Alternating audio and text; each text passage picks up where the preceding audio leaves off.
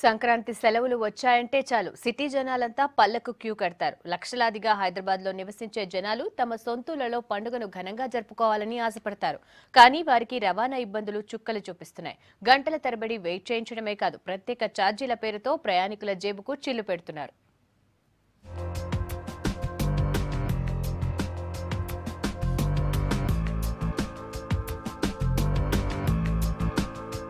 సంక్రాంతి పండుగకు ఊళ్లకు వెళ్లాలనుకునే వాళ్లకు చుక్కలు కనిపిస్తున్నాయి. హైదరాబాద్ నుంచి దూర ప్రాంతాలకు వెళ్లే ప్రజలు తీవ్ర ఇబ్బందులకు గురవుతున్నారు.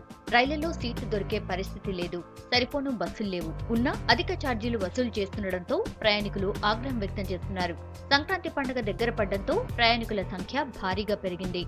స్పెషల్ బస్సుల పేరుతో దాదాపు డబుల్ ఛార్జీలు వసూలు చేస్తోంది ఆర్టీసీ. ఇక ప్రైవేట్ ఆపరేటర్లు ఇదే అదునుగా రెచ్చిపోతున్నారు.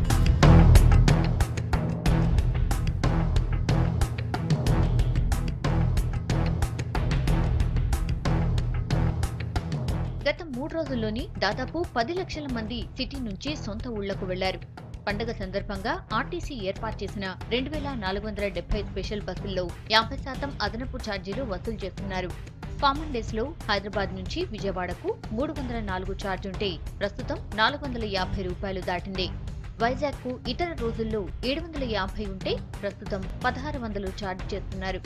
ఛార్జీల రూపంలోనే వేలకు వేలు ఖర్చు చేయాల్సి రావడంతో ఫ్యామిలీతో వెళ్లాలంటేనే భయపడుతున్నారు జనాలు. 15కి బస్ చెప్పారండి, 11 కల్లా ఇక్కడ ఉన్నాం కానీ ఇప్పుడు వరకు బస్ రాలేదు. ఫెసిలిటీస్ అంటే ఎంత చిన్న టెంట్ అంతే, ఇంకా వేరే రకమైన ఏ విధమైన ఫెసిలిటీస్ ఇక్కడ ఏం లేవండి. చైర్స్ కూడా ప్రొవైడ్ చేయలేదు. స్పెషల్ బస్సెస్ అని చెప్పి ఈ ప్లేస్ పెట్టారు. చాలా కష్టంగా అయితే ఉంది. చంటి పిల్లలతో చలిలో బస్సుల కోసం ఎదురు చూడాల్సి వస్తోందంటున్నారు ప్రయాణికులు.